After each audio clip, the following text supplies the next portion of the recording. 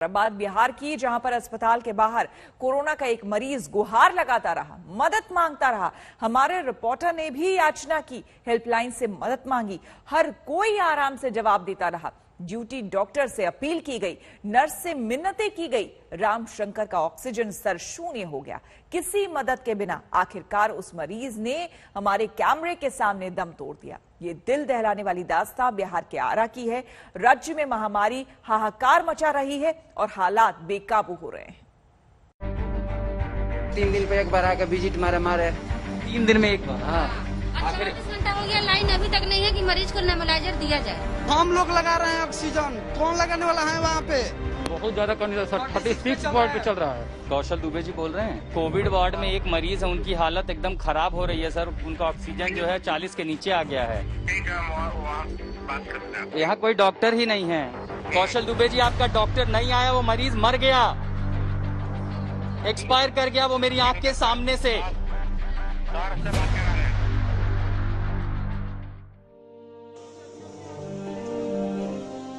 रमाशंकर का बेटा बेसहारा हो गया। उसके पिता की मौत हो गई। बिहार में आरा के सदर अस्पताल में लोग बिना इलाज ऐसे ही मर रहे हैं। अस्पताल में बिजली नहीं है, इसलिए महिला अपने पति को नेबुलाइजर नहीं दे पा रही है। डॉक्टर देखने नहीं आते। दोपहर तक कोई डॉक्टर या नर्स वार्ड पे नहीं दिखता। तीमारदार अपनी जान को जोखिम में डालकर अपने मरीजों की देखभाल कर रहे हैं। आरा सदर अस्पताल की तस्वीर आपको दिखा दें। इसके भीतर ये प्रतिबंधित इलाका हम नहीं जा सकते, लेकिन मरीज के तीमारदारों को बैठना पड़ रहा है। बेड तो है, लेकिन अभी ऑक्सीजन जहां लगी है, एक मरीज की हालत खराब हो रही है। इस समय लाइट नहीं है। लोग कह रहे हैं कि बीती रात से लाइट नहीं आई है। किसी को नेबुलाइजर देना है तो नेबुलाइजर दे नहीं सकते। अस्पताल में न नर्स आया है, न डॉक्टर आए हैं। सुबह के इस समय जब मैं बात कर रहा हूं, घड़ी में 11:31 हो रहे हैं और इस 11:31 पर अभी तक यहाँ एक दौरा नहीं हुआ है। थोड़ा सा जल क्या है। कोविड वार्ड का नियम ऐसा है कि हम वार्ड में नहीं आ सकते, मानना पड़ेगा। आप यहाँ के सामने देख सकते हैं क्या कंडीशन है मरीज की। तबीयत बिगड़ रही है। अब पूरी फैमिली देखिए कैसे छटपटा रहा है, कोई डॉक्टर नहीं है यहाँ पे। आप बताइए। मल्टीपल टाइम रिक्वेस्ट कर दिया और मल्टीपल टाइम मतलब ये बच्चा गया है ऊपर में, बट कोई आने 5 बजे सुबह की बात है। मेरे मरीज को नेबुलाइजर लगाना है 1.5 लिख के बोला था किसी ने? हाँ, डॉक्टर साहब ने बोले हैं कि नेबुलाइजर 3 टाइम देना है, लेकिन हम बिजली की वजह से अभी तक नेबुलाइजर उनको नहीं दे पा रहे। उनका हाथ भी तेज हो गया है और उनका हाथ भी तेज हो गया है सर। रमाशंकर का ऑक्सीजन का स्तर और गिरने लगा। संवाददाता ने अस्पताल में बैठी नर्स और ड्यूटी डॉक्टर शाइस्ता से गुहार लगाई। नर्स मदद के लिए आगे नहीं आई तो ड्यूटी डॉक्टर ने पल्ला ही झाड़ लिया। कोविड-19 वार्ड के ऊपर 3 वेंटिलेटर वाले बेड बने हुए हैं। वार्ड के बाहर 2 ताले लटके हुए हैं। 3 वेंटिलेटर वाले बेड 8 महीने से बंद पड़े हैं। जिस आईसीयू में वेंटिलेटर रखा है वो गोदाम बना हुआ है। ऊपर से हम लोग को ऊपर से जब ओपन करेंगे तब ना हम लोग इसका यूज करेंगे। खुला नहीं है अभी। कब से ताला बंद है? ये तो जब से डेट ऑफ ज्वाइनिंग ताला बंद है। कितने दिन हो गए? करीब 8 महीना। 8 महीने से बंद है ये ताला। इसमें क्या क्या मशीनें हैं? वेंटिलेटर है। ये बंद क्यों है? ये तो मैनेजर जानेंगे, जब से हम लोग आए हैं तब से बंद है। 8 महीने से ये बंद है। आईसीयू है, यहाँ पर वेंटिलेटर है, जान बचाई जा सकती है, लेकिन इस पर अंदर जाना मना है, ताला लगा हुआ है। कह रहे हैं 8 महीने से ये बंद है।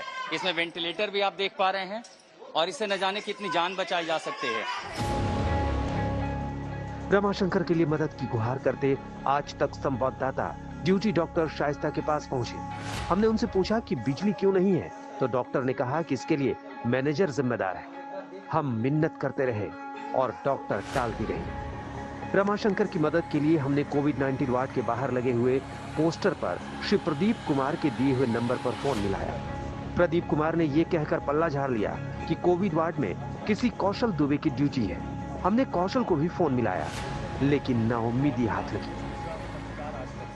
ना है अभी ऑक्सीजन? अभी ऑक्सीजन लेवल 36 पे चल रहा है। 93 पर हम लेकर आए थे। 93 पर लेकर आए थे। जान लेगा ये लोग। कौशल दुबे जी बोल रहे हैं। बोलिए।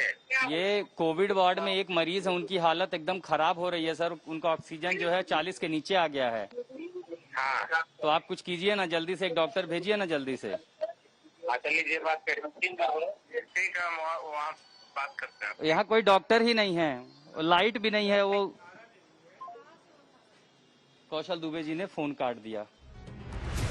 आरा के इस अस्पताल प्रशासन की बेशर्मी के किस्से आप सुनेंगे तो आपको अपने कानों पर यकीन नहीं होगा।